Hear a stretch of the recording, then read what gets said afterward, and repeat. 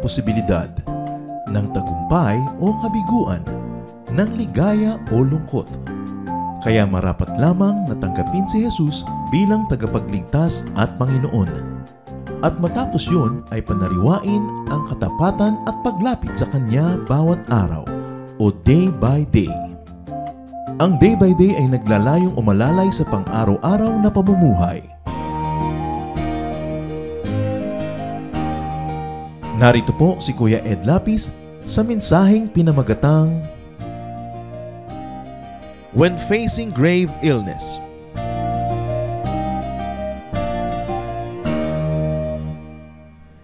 God reigns. At isa sa mga malalalim na kahulugan that God reigns is that God reigns in our hearts. At haba ang Diyos ay naghahari sa ating buhay, lahat ng bahagi ng ating buhay, ating salita, gawain, ay pinaghaharian niya. Kaya merong practical reign of God in people's lives. And if we are God's instruments, then God reigns through us. At isa dyan, that we are agents of healing. God is healer. At kung ang Panginoong Diyos bilang manggagamot at nagpapagaling ay maghahari, kailangan ng kanyang mga anak na tulad natin ay dinadaluyan ng kanyang pagpapagaling. At sa ating paglilingkod, sa pagpapagaling, pagpapaginhawa sa kapwa, naghahari ang Diyos. Ama namin, tulungan niyo po kami na lalong maunawa kung anong kahulugan na maging anak mo, maging daluyan na yung pagpapala, Lord, so that as instruments, we can make you reign in our practical lives, and we can make people see your grace and power and feel your love. Forgive us our sins. Cleanse us, O God. Make your words come alive. Turuan niyo po kami at nasa ganoon ang karunungan ay hindi lang manatili sa aming isip, ito'y magbunga ng kabutihan sa aming buhay. Sa pagsisikap namin, Panginoon, kayo kilalanin, pagkalooban niyo kami ng kakayahan, karunungan, magpakilala po kayo, papagliwanagin niyo ang aming isip, turuan kami takayin, pagpalain niyo kami para maging pagpapala rin kami sa kapwa. Patiwasayin niyo po ang aming isip, patahimikin niyo po ang aming loob, palakasin niyo po ang aming katawan, patalasin ang aming isip, at nang sa ganon, kami lubos na tumanggap ng pagpapala niyo. Lord, reign in our hearts, speak to our hearts.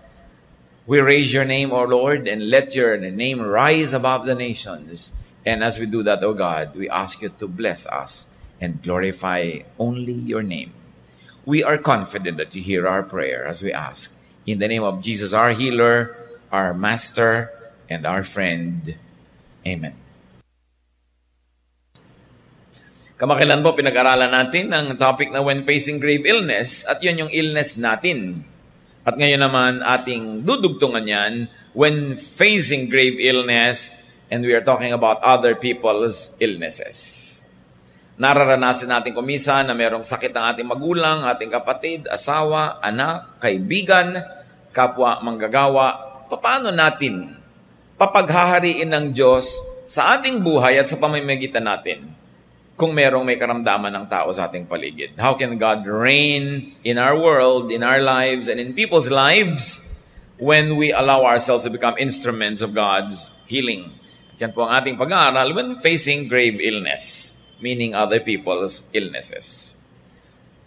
How to face the grave illness of other people, especially loved ones. Unang-una is a don't. Don't be like Job's wife. Kilala niyo si Mrs. Job. Nung nagkaroon ng karamdaman ng kanyang asawa, dinapuan sila ng kotak-kotakot na delubyo, siya ang unang-unang sumisira sa loob ng kanyang asawa. Job 2:8-10. Then Job sat on the ash heap to show his sorrow. And while he was scraping his sores with a broken piece of pottery, his wife asked, "Why do you still trust God? Why don't you curse him and die?" Job replied, "Don't talk like a fool. If we accept blessings from God, we must accept trouble as well." In all that happened, Job never once said anything against God. So how to learn how not to be a Job's wife when somebody is sick in the family? Don't talk like a fool. Ingatan natin ang sinasabi natin dahil yung may karamdaman, nagiging lalong maramdamin yun at sensitive. So binabantayan mo kung anong sinasabi mo. Hindi ko mo napapagod ka ng mag-alaga, napapagod ka ng magsustento, kahit ano na lang sabihin mo, pwede. Dapat mas maingat. Don't discourage and don't vex people who are already sick. Yung kuminsan ay sinasabi natin na kung ano-anong mga salitang masakit sa kanilang tenga, may karamdaman na nga. Do not weaken or discourage the patient's faith in God. Meron pa nga magsasabi, oo nga, Daddy, ang bait-bait mo nga, nagsaserve ka kay Lord, ba't ikaw pa kaya yung nagkasakit? Yung ikaw pang pagkakaringgan ng gano'ng mga bagay, ikaw nga itong caregiver, dapat hindi mo siya inaakit at niyayaya na maghinanakit pa sa Diyos o manghina ang pananalig. Kasi yung taong may sakit na nga, lalo naman siya na dependent sa kanyang Diyos. Lalo naman siyang dependent sa pananalig. Yan ang dapat pinapalakas, hindi yun ang pinapahina. Do not be like Mrs. Job. Do not teach or lead the patient to be bitter. Ayan ang nangyari sa'yo. Nagkaganyan-ganyan ka na. Ano tuturuan mo? Maging mapait ang kanyang attitude tungkol sa nangyayari sa kanya. Do not mislead the patient into becoming envious of others who are more healthy or to feel bad about himself. Words count so much. Do not be like Job's wife. And in reverse, teach and encourage the patient to count his blessings and accept his or her trouble. Kay Job nang galing yun, sabi niya, will you accept only good from God and not trouble? In other words, may balanse pa si Job kahit sobrang hirap ang dinanas siya sa buhay kasi hindi lang yung hirap at sakit niya ang kanyang iniisip. Inisip din niya yung mga blessing na napakatagal niyang tinamasa mula sa Diyos. So isang magandang ministry sa may sakit, sit down and help this patient count his or her blessings from God. You can say, oh, may sakit ka nga, pero salamat, buhay ka pa. May karamdaman ka nga, pero salamat, may tumutulong sa atin. Inoperahan ka nga, pero salamat, may operating room. Biro mo ka, inoperahan ka ng walang operating room. No? Pasalamat ka sa may ganito, may ganyan, may ganon. Hindi yung, ang iisipin mo, yung wala. And we teach people to accept what is happening. Not to accept to the point of not finding healing, but first to accept it. Because you cannot change anything without accepting it first. So tanggapin mo na yun talaga yun.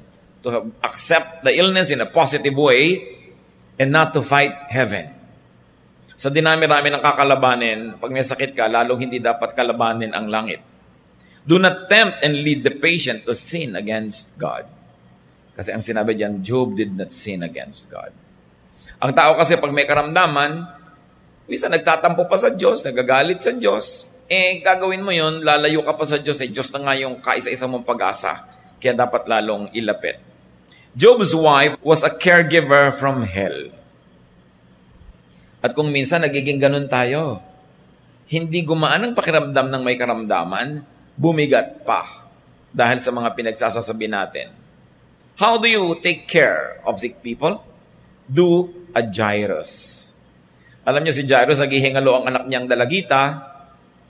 Pumunta siya kay Jesus, sinundo niya para dalhin sa kanyang bahay, kahit ayaw ng mga kasambahay niya. Kasi nung araw naman, hindi uso na lumapit kay Jesus Hindi pa siya nun accepted ng marami. Mark 5:22-24, Jairus went over to him, meaning to Jesus. He knelt at Jesus' feet and started begging him for help.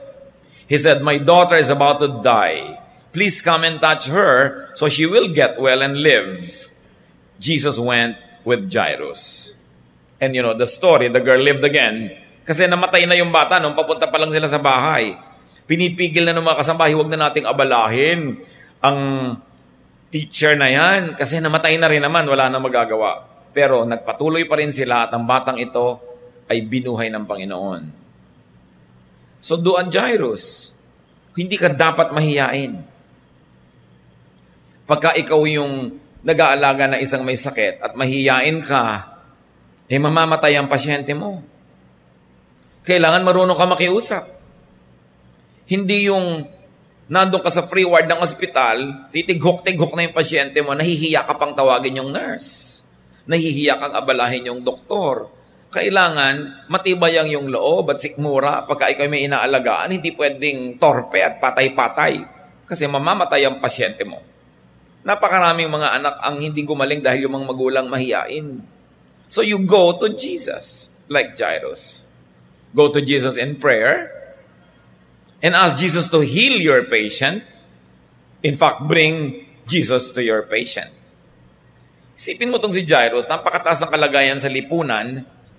Pagkatapos, luluhod siya sa harapan ni Jesus para makiusap. Si Jesus na noon ay kolorum pa. Kulto pa ang tingin ng mga tao sa grupo ni Jesus noon. Hindi pa sila yung authorized and authoritative church. Hindi nun glamorous thing, respectable to come to Him and kneel in front of Him. But He did that kasi meron siyang ipinapakiusap. Kailangan bitbitin nyo at dalhin si Jesus sa inyong bahay. Now, hindi mo na magagawa yon dun sa Lord Jesus Christ. But you know, Jesus lives in people. Even people who don't believe in Jesus, pinatahanan pa rin yun ng Espiritu ng Diyos. May gift pa rin yun, may galing pa rin yun. So anong gagawin mo? Sinong mga Jesus na yan ngayon sa panahon natin? Kahit sino na siya ang merong hawak ng lunas sa iyong pasyente. Galing sa Diyos yung lunas na yon, gagawa ka ng paraan para madala sa iyong pasyente. Hindi pwedeng mahihiyain. Jesus can work today through His anointed or chosen instrument, like a doctor, a therapist, a herbalist, a nurse, a caregiver. So dapat marunong kang lumabas, maghanap nun kung sino magiging daan ng lunas at dalhin mo sa iyong pasyente. That you find Jesus the healer in others. All good things come from above. Kahit yung mga hindi sila nagpo-profess ng pananalig sa Diyos, Diyos pa rin ang lumikha doon. Ang galing nila at husay, galing pa rin sa Diyos. Hindi ka dapat mag-atubili na yun ay magamit para gumaling ang iyong pasyente. Another way to deal with people who are sick and how to face this illness among people we love, do an army officer. Merong isang Roman officer, yung kanyang alipin, napakaliit na tao kung tutusin in the hierarchy of the empire. May sakit yung alipin ng Roman officer na ito, lumapit kay Jesus ang Roman officer at ipinapakiuso niya, pagalingin niyo po ang aking katulong. Biruin mo yun. Matthew 8:5-13, when Jesus was going into the town of Capernaum, an army officer came up to him and said, Lord, my servant is at home in such terrible pain and he can't even move. I will go and heal him. Jesus replied. But the officer said, Lord, I'm not good enough for you to come into my house. Just give the order, and my servant will get well. When Jesus heard this, he was so surprised that he turned and said to the crowd following him, I tell you that in all of Israel, I've never found anyone with this much faith. Then Jesus said to the officer, you may go home now. Your faith has made it happen. Right then, his servant was healed. So katulad nitong Roman officer na ito, foreigner pa, naniniwala sa Panginoong Jesus, get help. How can you get help? Expand your contacts.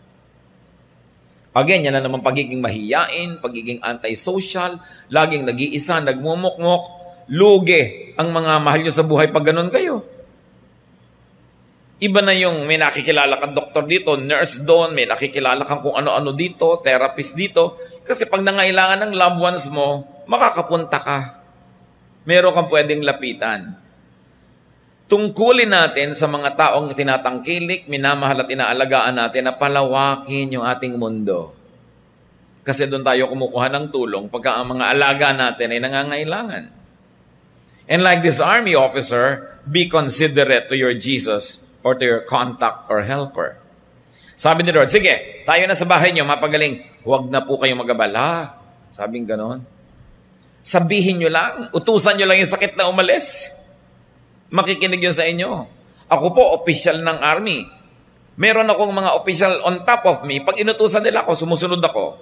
May mga tao namang nasasakupan ko, pag inutusan ko, sumusunod. Kayo, Lord, utusan nyo lang yung sakit, susunod yun. Di nyo na kailangan pang pumunta sa bahay namin. Di po kami karapat-dapat.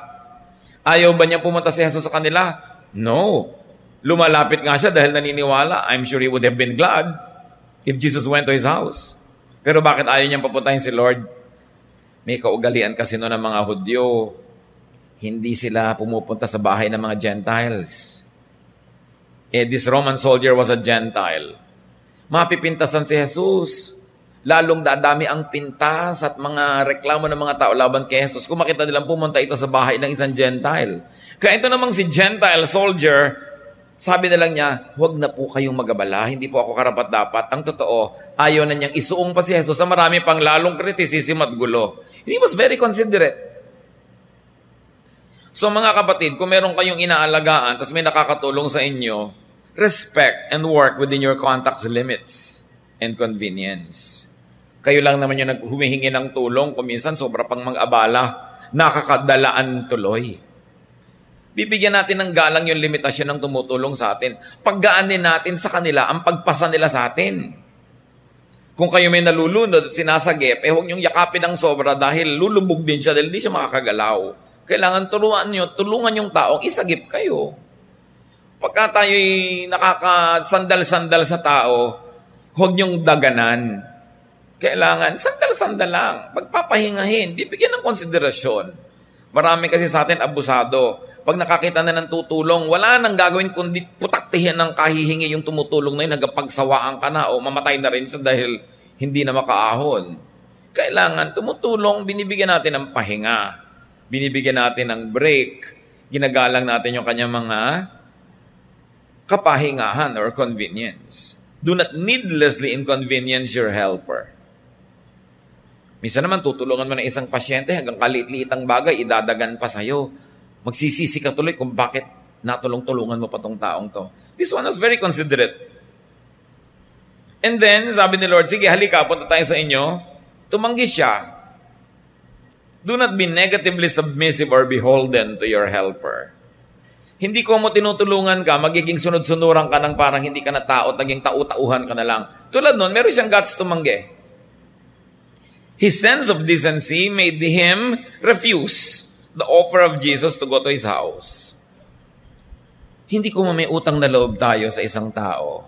Lahat na lang nang sabihin niya, oo rin tayo at susunod-sunuran. Merong right na tumanggi rin. Tulad nun, tinanggihan niya yung offer. Tinanggap naman ni Lord, na-impress pa nga ang Panginoon eh. Sabi niya, tingnan niyo tong taong to ha, sa buong bayan na ito, wala ako nakitang ganyan ng pananalig. Sabi niya, dahil sa pananalig mo, gumaling na ang iyong katulong. Biruin niyo kung meron kayong pananalig, kahit yung katulong niyo, wala. Kahit yung loved one niyo, walang pananalig, yung asawa niyo, anak niyo, walang pananalig, pero meron kayo, magbe-benefit siya. Marami sa Biblia na yung lumapit kay Jesus may pananalig, yung pasyente walang kamuang-muang na inilalapit siya, pero nakinabang siya. Anong ibig sabihin niyan mga kapatid? Dapat namumuhay tayo sa paraan na lumalakas lalo ang pananalig. Pinapalakas natin. We go with people na nagpapalakas sa ating pananalig, hindi yung nagpapahina. Gumagawa tayo ng mga bagay na nagpapalakas sa ating loob na lumapit sa Diyos, hindi yung nagpapahina ng loob natin. Para kung may mga mahal tayo sa buhay na kailangan nating ilapit, nakakalapit tayo. You live in a way that you could approach God's throne and intercede for people. Hindi tayo nabubuhay para lang sa sarili.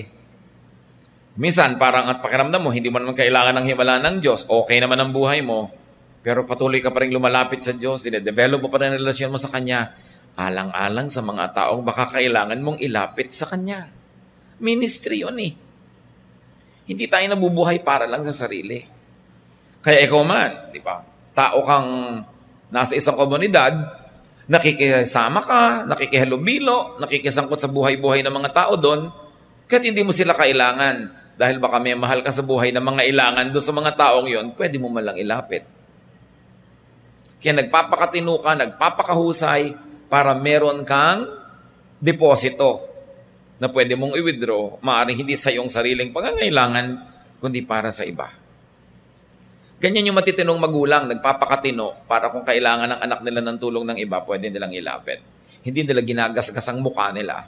Hindi nila inuubos yung goodwill nila to the point na wala tuloy silang pakinabang kung sakasakaling nangangailangan ng mga mahal nila sa buhay. Pero kahit pa nga tayo natutulungan, merong basic dignity ang isang tao na pwede pa rin siyang tumanggi. Care for those under your authority. Isa yun sa mga itinuturo sa atin ng tao na yun. Hindi nga officer sa army, katulong lang niya sa bahay. Pero inilapit niya. Bakit? Bakit tayo binibigyan ng edukasyon? Bakit tayo binibigyan ng posisyon sa buhay? Bakit tayo binibigyan ng lakas ng loob, ng charm, ng connection? Para tayo ay makatulong doon sa mga walang koneksyon, sa mga walang edukasyon, sa mga walang training, sa mga walang contact.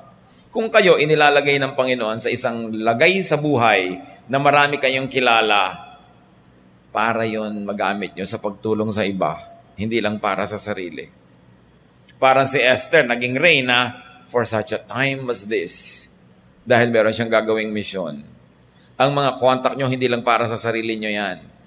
Dahil ang tunay na masipag na anak ng Diyos, laging naghahanap ng taong may kakayahan at taong may pangangailangan at pinagtatagpo niya yung dalawa na yun. And He does a favor to both.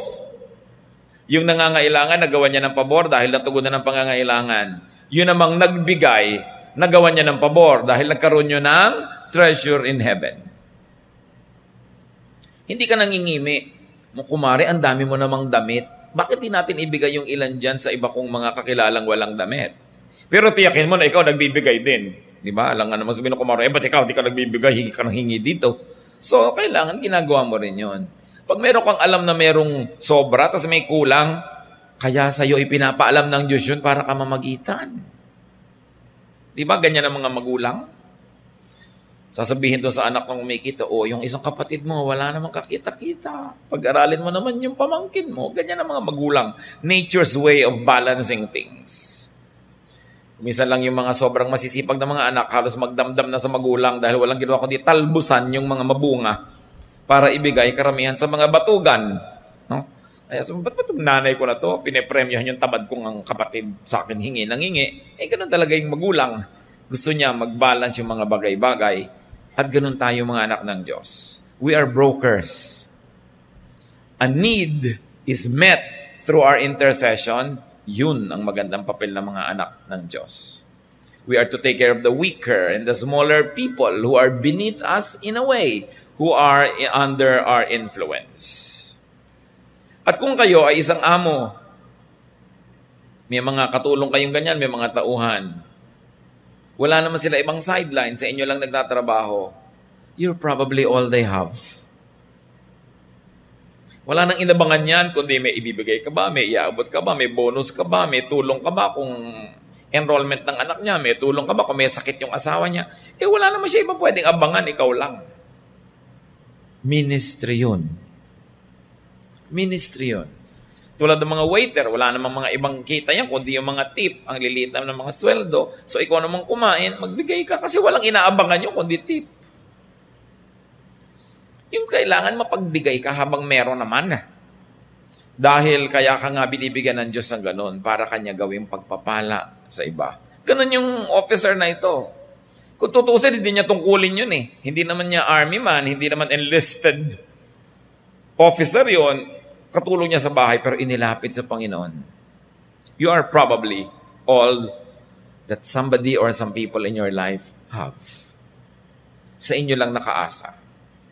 Kung meron kayong mga tauhan sa bahay, tauhan sa opisina, magpapasko, ang kakainin ng pamilya noon, yung ipagdiriwang nila, directly proportionate sa ibibigay nyo. Wala na sila ibang source eh. Kaya napakasarap halimbawa na nang maharap ka sa Panginoon na ikay mapagbigay, lalo kung may ibibigay ka naman, at lalo mga tao naman itong kasama mo sa hanap buhay, kasama mo sa iyong buhay. We should share. Use your position, use your social ticket for the weak and the needy. Hindi tayo nabubuhay para lang sa sarili. How else do you face and handle the illness of others? Bring your patient to healers. Tulad ng ginawa ni Jairus, tulad ng ginawa ng Roman soldier. Acts 3:1-2. The time of prayer was about 3 o'clock in the afternoon, and Peter and John were going into the temple. A man who had been born lame was being carried to the temple door.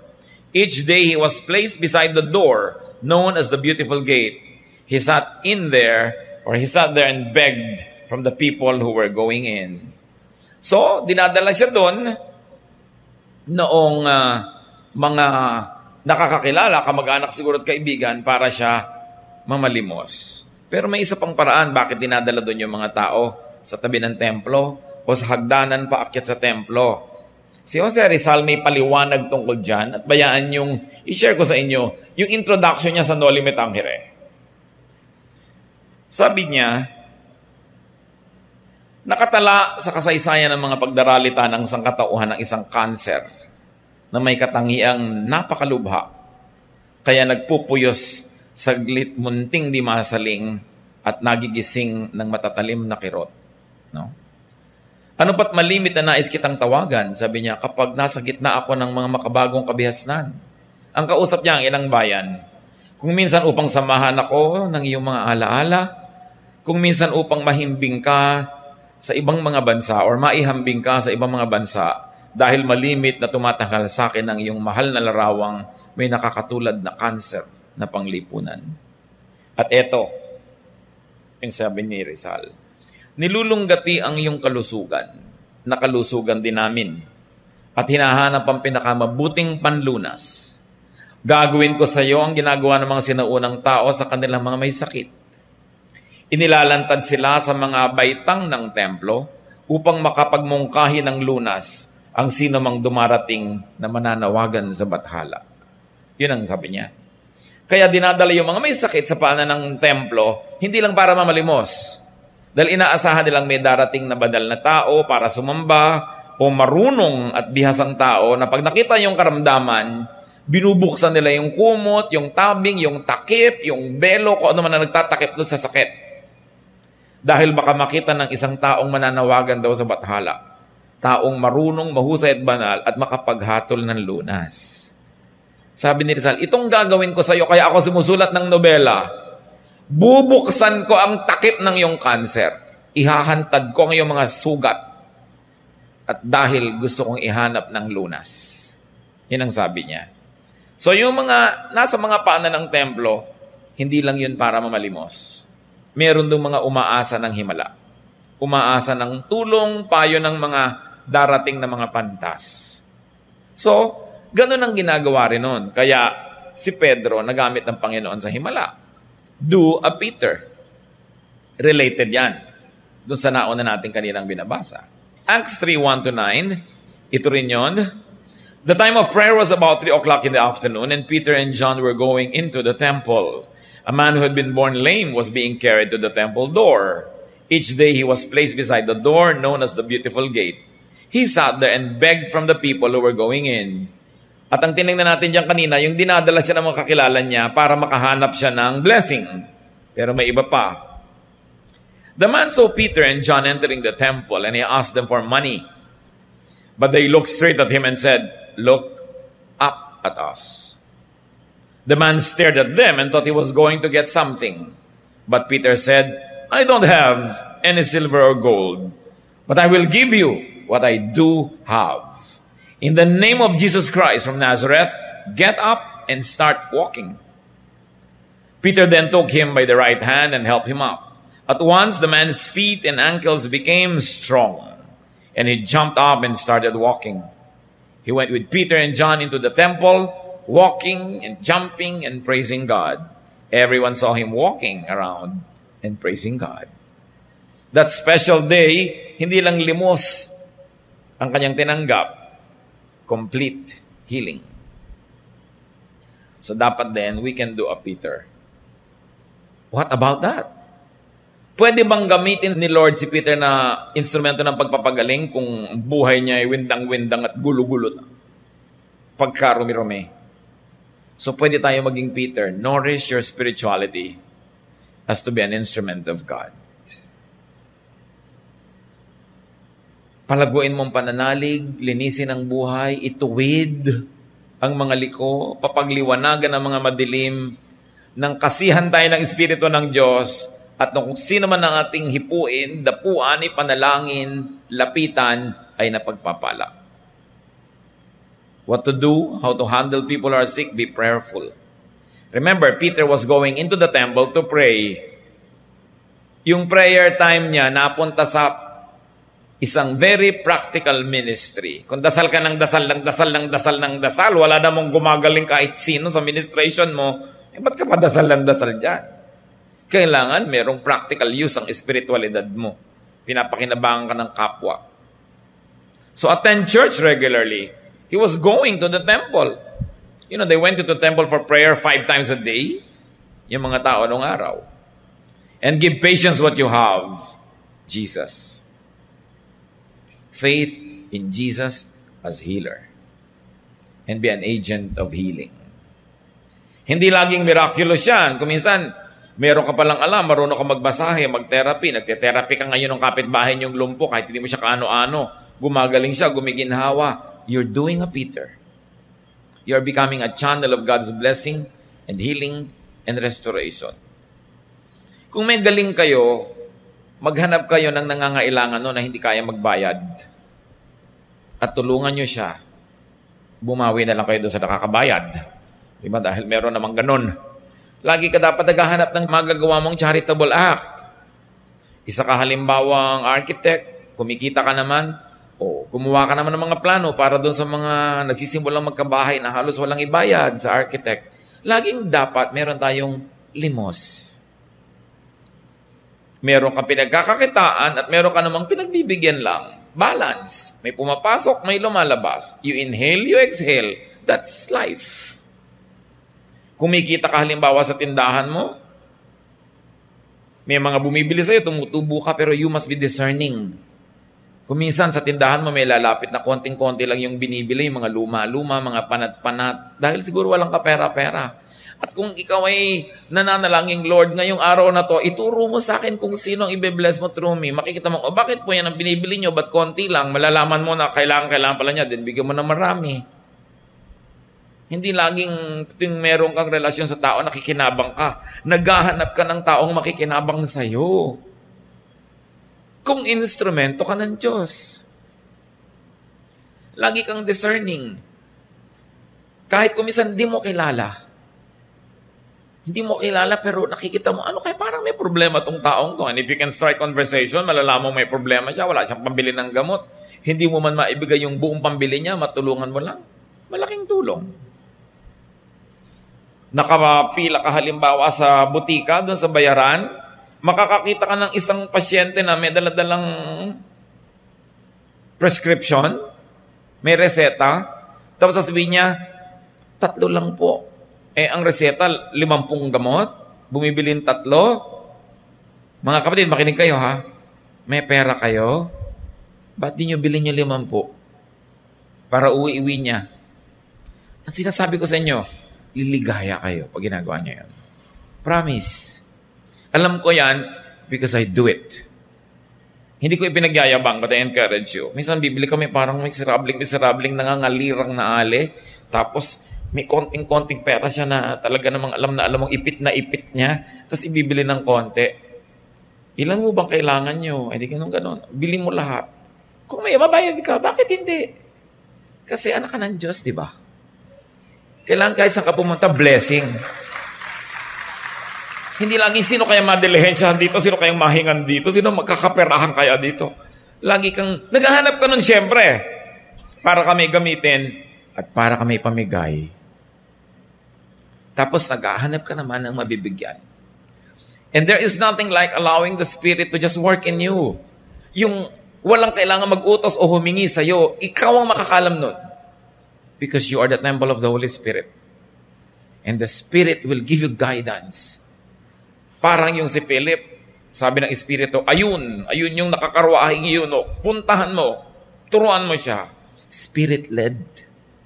Spirit-led serving, Spirit-led giving. May mga ligaya na hindi mo na babatid na meron palang ganun pag ikaw nagagamit ng Panginoon sa ikabubuti ng kapwa. So, lead those healed into the temple, like Peter. Lead those healed to worship and praise God. So pagka tayo nagamit na ng Panginoon na blessing sa kapwa, ang kasunod nun, dala natin sila ilapit sa Panginoon. And live to qualify to be God's instrument of healing. Yan ang mga biblical examples, mga kapatid. Ang dami pa kung tutuusin. But for now, that's enough. Pero meron akong konting gustong idagdag. Kung kayo nag-aalaga ng may sakit, at yung inaalagaan nyo, hindi naman simpleng lagnat lang na after 3 or 5 days gumagaling na, yung mahabang mga pagkakasakit.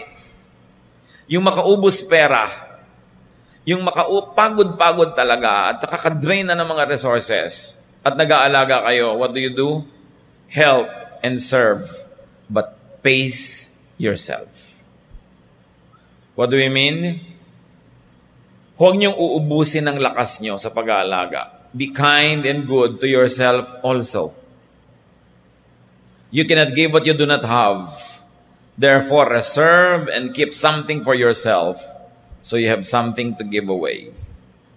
Kailangan, tumutulong ka pero hindi mo sinasagad ang sarili mo dahil pag naubos ka, lalong walang tutulong doon sa tao.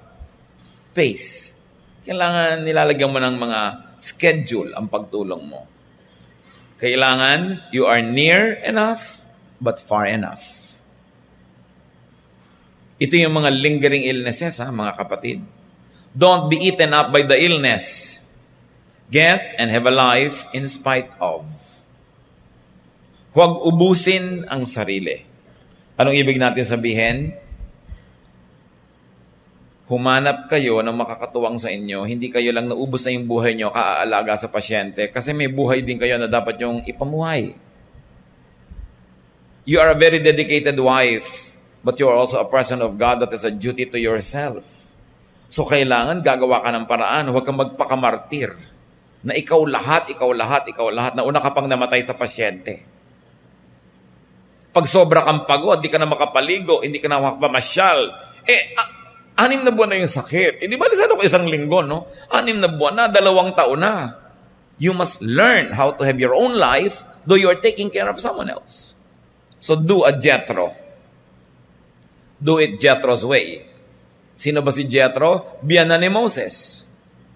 Matapos magtagumpay si Moses na itawid sa wilderness ang kanyang mga kawan at mailayo kay Pharaoh, heto ngayon, pinupudpud siya ng mga tao sa pang-araw-araw na administrative work. Nung dumalaw ang biyanan niya na si Jethro, na-observe niya si Moses mula umaga hanggang gabi, pinapakinggan lahat ng problema ng mga tao, mga sumbong dito, pumapagitna siya sa lahat ng mga away. Do a Jethro, spread the weight or the burden. Exodus 18:13-27. The next morning, Moses sat down at the place where he decided legal cases for the people, and everyone crowded around him until evening. Jethro saw how much Moses had to do for the people, and he asked, "Why are you the only judge? Why do you let these people crowd around you from morning till evening?" Moses answered, "Because they come here to find out what God wants them to do. They bring their complaints to me, and I make decisions on the basis of God's laws." Jethro replied, "That isn't the best way to do it. You and the people who come to you will soon be worn out. The job is too much for one person. You can't do it alone. God will help you if you will follow my advice. You should be the one to speak to God for the people, and you should teach them God's laws and show them what they must do to live right. You will need to appoint some competent leaders who respect God and are trustworthy and honest. Then put them over groups of 10, 50, and 100 and 1,000. These judges can handle the ordinary cases and bring the more difficult ones to you. Having them to share the load will make your work easier. This is the way God wants it done. You wouldn't be under really nearly as much stress, and everyone else will return home feeling satisfied." Moses followed Jethro's advice. Anong sabi ng biyanan niya? Huwag kang magpakabayani. Kaya mo lang yan dahil hindi pa masyado matagal. Pero bibigay ka rin pag laging ganyan. Kailangan mag-assign ka ng mga ibang tao na gagawa niyan. Ngayon mga kapatid, kuminsan meron kayong magulang na may sakit. Tapos nagkataon kayo kasama sa bahay, o kayo yung old maid, o kayo yung matandang binata. Ang mga kapatid yung palusot, wala ka namang pamilya, ikaw nang bahala sa nanay. No? Ang daming ganyan no? Mga kapatid from hell. Wala na nga akong pamilya, paano pa ako magkaka-boyfriend ko? Ako lagi ang nandito. Kayo nga may asawa na, may anak na kayo, ang saya-saya nyo na ako, wala pa dito, ako pa i-assign nyo dito lagi. Ganyan kaabusado kasi ang mga kapatid no? Wala ka naman pamilya, ikaw na magpaaral sa mga anak ko, yung mga pamangkin mo. Buti ka nga, may anak ako, wala, uubusin mo pa yung kita ko sa anak mo. Yung mga pamilya na talagang hindi marunong mag-alaga ng kapwa, pumalag kayo. Sabi niyo, hoy, anak rin kayo nito. Galing din kayo sa kanyang bahay bata. Mag-alaga kayo dito. Di ba? May trabaho ako. Di mag-live ka. Di ba anak ka rin? Ba't ako lang? Dapat ganun. Sino sa inyo mga naaapi ng ganyan ng mga kapatid nyo? Pumalag kayo. Do a Jethro. Sabi mo, ipinanganak ka rin naman Pinag-aral ka rin. Binuhay ka rin. Ba't ako lang nag-aalaga dito? Kasi iba nahihiya. Nasabihin yun, no? Pero kung kayo nga itong nandun na at wala pa kayong boyfriend, 90 na kayo, tapos hindi pa kayo makaalis-alis, lagi pa kayong amoy luya dahil kayo yung nagmamasahe sa nanay niyo ng pangrayuman niya, paano pa yung buhay niyo? Get a life. You may be a caregiver, but it's your duty to God to have your own life also. At ito naman paalala sa mga kapatid na nagkakapal-kapalan na, no? Huwag niyong abusuhin yung mga kapatid niyo nag-aalaga sa magulang niyo. Tapos gadating kayo, bakit ang nanay? Hindi yata naliliguan. Abdi, liguan mo. Arte-arte mo dyan kasi dadalaw ka lang dito 1 araw, 2 araw, kaya ang caring mo, subukan mo 3 buwan ka nandito. Di ba? Ganun yung mga ibang kapatid Hanap ng mali ng pag-aalaga nung nag-aalaga, hindi naman sila nag-aalaga. At saka ang dali-dali nung ikaw lang yung babalitan. Alam mo yung nanay natin, nahulog sa kama kagabi, nagtitighok ng 3 oras. Ganyan-ganyan, tumirik ang mata. Ganun ba? Pero okay na siya ngayon, okay na. Ang dali nung ganun. Pero kung ikaw yung nandun, ikaw yung kasama, titighok-tighok yung kasama mo, yung tension mo, sobra kaysa doon sa nakikibalita lang, no? Iba yung kasama ng may sakit. Dapat tayo mga kapatid, very considerate doon sa kasama. Kaya masarap yung may church. Kung kayo naman ay active sa church at talagang nakikipagkapatiran, nag-aalaga kayo ng mahal nyo sa buhay sa ospital, mga taga-church naman darating, umuwi ka muna sister, 3 hours, sige kami muna dito. Maligo-ligo ka naman. Di ba? O magsine ka, do something para malibang-libang ka. Dahil kung minsan, papasok ka sa kwarto, yung doktor, tuturo ka na yung bantay. Ako po ang bantay. Mukha ka pang malala sa pasyente. Kasi ang tamlay-tamlay mo, ang lungkot-lungkot mo, ang putla-putla mo na doon. Let's not abuse those that are taking care of the sick in the family. We should give them a break. Dapat bigyan natin sila ng pahinga, bakasyon. At yung mga may asawa, may anak, may trabaho, pasalamat kayo, blessing yon. Huwag niyong gawing excuse para kayo ma-exempt sa mga duty niyo sa inyong mga magulang. Kailangan share, bawat magkakapatid. No? Find helpers. Huwag salohin kung pwede naman. We must be very considerate. No? And of course, lastly, fortify yourself. Bago dumating ang mga pagkakasakit sa pamilya, patibayin niya na ang inyong sarili, ang inyong katawan, ang inyong emosyon. Be as happy as you can. Dahil hindi nyo alam kung kailan kailangan withdrawhan yung kaligayahan na naipon nyo dahil maraming mahabang panahon ng hirap. Iba na yung may naipong saya. Sabi nga ni Balagtas, sapagkat ang mundo'y bayan ng hinagpis, mamamaya'y sukat tibayan ng dibdib. Kailangan tibayan ng dibdib. Life is not perfect. Life has a lot of challenges. Minsan, may napangasawa ka, 3 taon pa lang kayong maligaya, tapos biglang nag-alaga ka na ng 20 taon. Can you imagine this ministry? Mga bayani, ang ganitong mga asawa. At kung may nanay kayo na gano'n, dapat ititreat nyo, ipapasyal, hindi yung nagka-martir-martir na yung buhay niya. Kahit pa niya willing harapin at yakapin yung ganong kanyang sinapit. Pero dapat nating papagaanin. Lalo't may kakayahan tayong papagaanin yon. Face the grave illness of loved ones with attachment and detachment. Near and yet far. Love them, but love also yourself. Sabi ni Jesus, you must love your neighbor as you love yourself.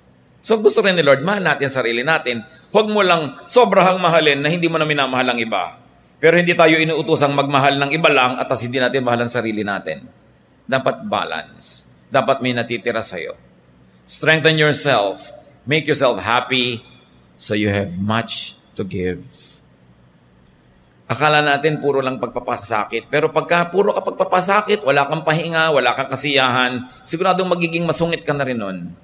Siguradong hindi ka na rin caring. Bali, wala na rin. Mechanical na lang ang ginagawa mo. So, pinapasaya mo ang sarili mo, pinapagpahinga mo, para pag nakasalang ka na naman sa pag-aalaga, fresh, loving, caring. But we are to love people and we are to care for people. This is the way God reigns in the world, in our hearts, when the love of God finds us as a channel to reach those that need it. Ama namin, salamat dahil kami ginagamit mo na blessing sa mga may karamdaman, sa mga nangangailangan. Turuan nyo kami tulungan na sa aming paglilingkod, sa aming pagmamahal, ay huwag din kami magpabaya sa aming mga sarili. At kung kami, Panginoon, ay may mga pagkukulang sa iba naming family members na sila na lang lagi yung nagpapakasakit at namamartir, patawarin nyo kami, turuan nyo kami mas maging matulungin at maging isang cooperative member of the family. At kung kami, Panginoon, yung tumatanggap ng mga pag-aalaga ng kapwa namin, salamat po. Turuan nyo kami bilang mga pasyente, bilang mga alagain na paggaanin ang dalahin ng mga nag-aalaga sa amin. Na kung sa mga panahon kami malakas at kaya namin, maging agent of blessing din kami sa kanila. Hindi lang laging recipient, blessing din. Nawa, Panginoon, yung pag-ibig mo, maramdaman ng lahat. Either when we are giving love or receiving it, when we are helping or being helped, let your love reign in our hearts. Magbulay-bulay tayo mga kapatid, hanapan ninyo ng very personal application ang ating mga pag-aaral na ito.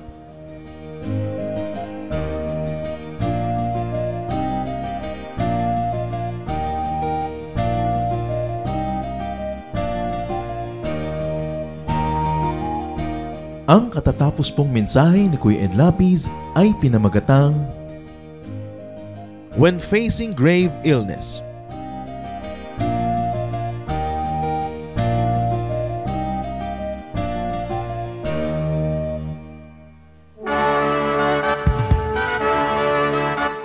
Halina't sama-samang sumamba at magdiwang sa Day by Day Jesus Celebration kasama si Kuya Ed Lapiz. Bulwagan ng Panginoon, PICC, one Sunday a month, Philippine International Convention Center, Rojas Boulevard, Pasay City. All other Sundays, sa mga day-by-day mini-bulwagan ang pagtitipon. Para sa buwan ng Nobyembre, gaganapin ito sa November 3, 2024.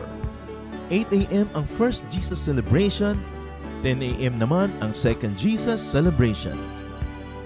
Para sa iba pang detalye, bisitahin ang ating official Facebook page, Day by Day Friends.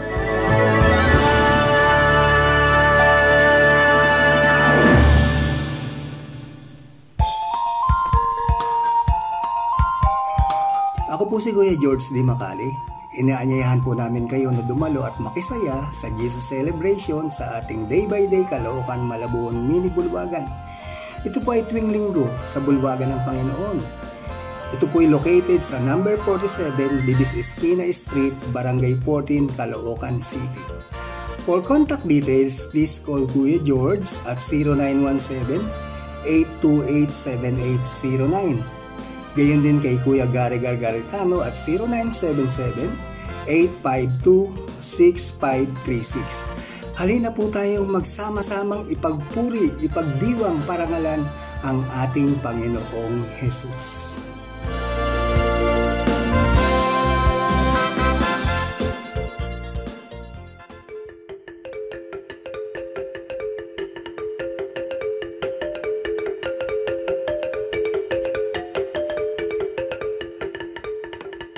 Dumako po tayo sa mga hiyas ng bayan, mga kayamanan po ng ating lahi, ng ating lipi, na maaari nating pagyamanin, kilalanin at itampok. At ito po ay atin ding ipamana sa mga darating pang henerasyon. Ang atin po ngayong itatampok na hiyas ng bayan ay ating mga kasabihan. Marami po tayong magagandang mga kasabihan. At bakit po kayamanan ng bayan ang mga kasabihan? Sapagkat ito po ay mga karunungan na naipon, sinala, niliglig, binuo ng panahon. Sa tagal ng ating mga karanasan bilang isang bayan, bilang mga mamamayan, bilang tao, ang ating po mga ninuno ay nakabuo ng mga salawikain na nakabase sa mga mahahaba, matatagal at malalalim na mga karanasan. Kaya dapat lamang namang pahalagahan ng mga kasabihang ito, sapagkat hindi naman tayo basta-basta makakaimbento ng kasabihan sa loob ng isang araw o isang linggong karanasan. Kailangan po ang mahabang pag-oobserba sa buhay, pagdidili-dili, at pagkatapos po ay pagbubukas ng isip. Ang atin pong kasabihan na itatampok sa araw na ito ay galing sa Katagalugan, ang kahoy na likot baluktot, hutukin hanggang malambot. Kung lumaki at tumayog, mahirap na ang paghutok. Talaga nga naman po, tamang-tama. At ito po ay galing sa UP Cultural Dictionary for Filipinos ni Thelma B. Quintanar at mga kasama. Uulitin ko po ang kasabihang ito. Ang kahoy na likot baluktot, hutukin hanggang malambot. Kung lumaki at tumayog, mahirap na ang paghutok. At siyempre, ito po ay hindi naman talaga tungkol sa mga kahoy ang pinag-uusapan. Bagamat napakaganda po nung nakikita natin dito na imagery. Yung kahoy nga naman na puno habang maliit pa lang at malambot pa ang mga sanga at malambot pa ang katawan at medyo likuyan o baluktot o kung saan-saan pumupunta kayang-kaya pa nating hutukin, lagyan ng suhay at iurong dito o kaya ay patigasin sa ganong patungong direksyon. Subalit kung yan ay malaking-malaki na at punong-puno na, hindi na natin yan pwedeng maiba. Dahil matigas na at mataas na, baka hindi pa natin maabot. At ito po naman siyempre yung metaphor na ito ay may kinalaman sa pagpapalaki ng mga bata, sa paghubog ng kaisipan, sa paghubog ng mga paniniwala at mga pagpapahalaga. Napakahalaga ang pagtuturo sa bata ng mga konsepto ng tama at mali, ng maganda at ng mga hindi maganda, habang ang tao ay bata pa, habang ang kanyang isip ay mura pa, at habang siya ay masunurin pa, habang siya ay dependent pa at umaasa pa sa kanyang mga magulang o sa mga matatanda, habang siya ay teachable and impressionable, ay kailangan na dumating tayo sa talagang masusi at seryosong pagtuturo.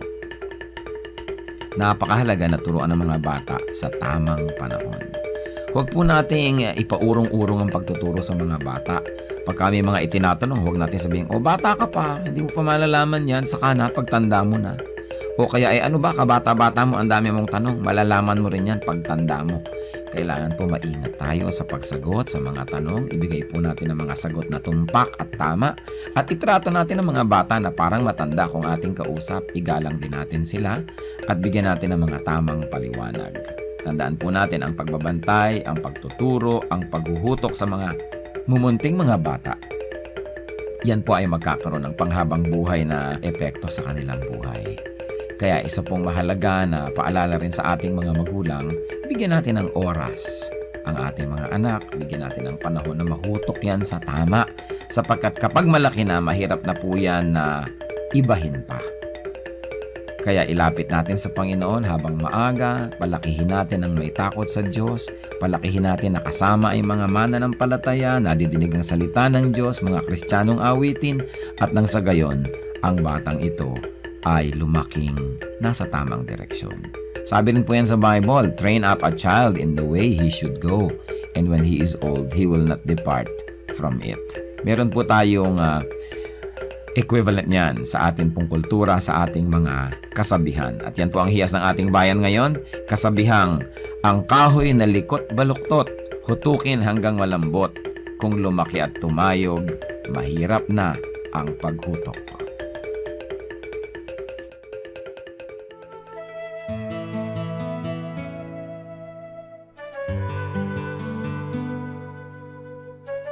Bakit bihira ang nagmamahal sa bayan? Napakarami na kasing kabiguan ng mga Pilipino na natatamo nila mula sa mga institusyon, mula sa mga sangay halimbawa ng gobyerno, dahil sa sunod-sunod na mga kabiguan. Kaya kuminsan nawawala ng tiwala ang mga tao sa sarili nilang bayan. Dapat siguro ihiwalay natin yung gobyerno sa bayan, sa inang bayan. Kuminsan nawawalan tayo ng tiwala sa mga institusyon, pero huwag nating idamay yung bayan. Kung nawawalan tayo ng gana sa ating mga politiko, huwag tayong mawalan ng gana sa ating pagka-Pilipino, sa ating kultura at sa ating bansa. Pag-ihiwalayin natin yon sapagkat mga gobyerno na aayos, napapalitan ng mga rehime, pero ang bayan natin, isa lang yan.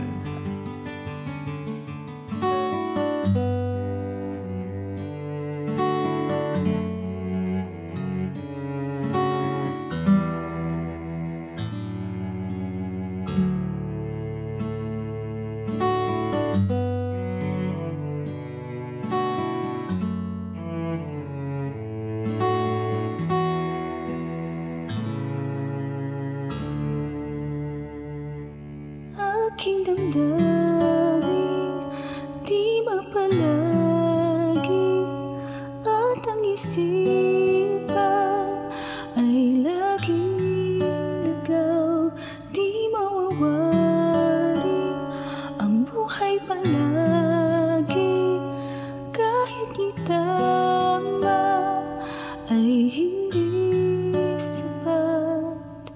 Nais kong itabang lahat, ngunit iabot at di sapat.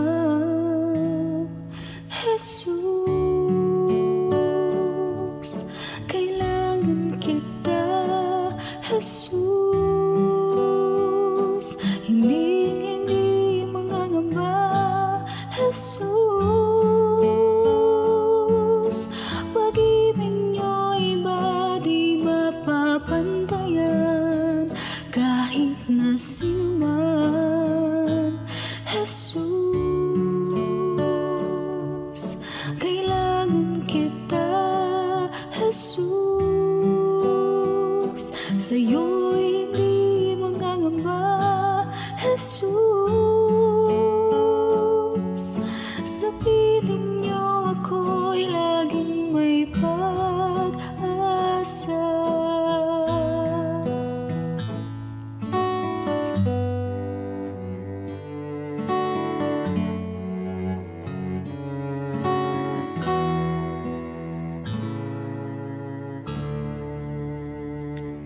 Aking damdamin, di mapalagi at ang isipan ay laging ligaw, di mawawari ang buhay palagi kahit itama ay hindi sapat.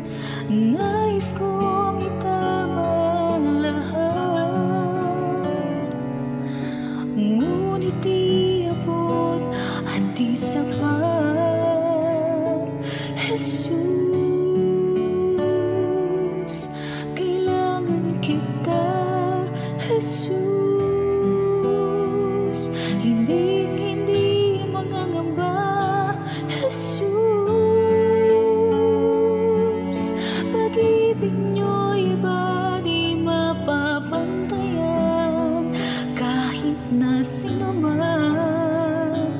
Jesus, kailangan kita. Jesus, sa'yo'y hindi mangangamba. Jesus, sa piling niyo ako'y laging may pag-asa. Jesus, kailangan kita. Jesus, hindi mangangamba. Jesus,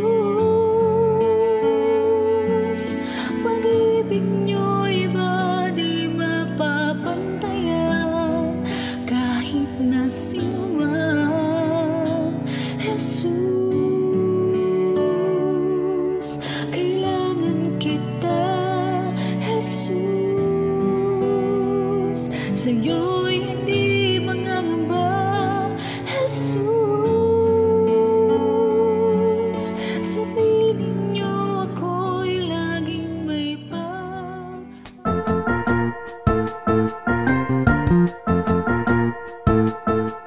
Oras na po para pansamantalang magpaalam ang programang Day by Day. Tayo po'y magsama-sama tuwing ika-6 hanggang ika-7 ng umaga, araw-araw. Magandang umaga po at mabuhay ang Panginoong Hesus!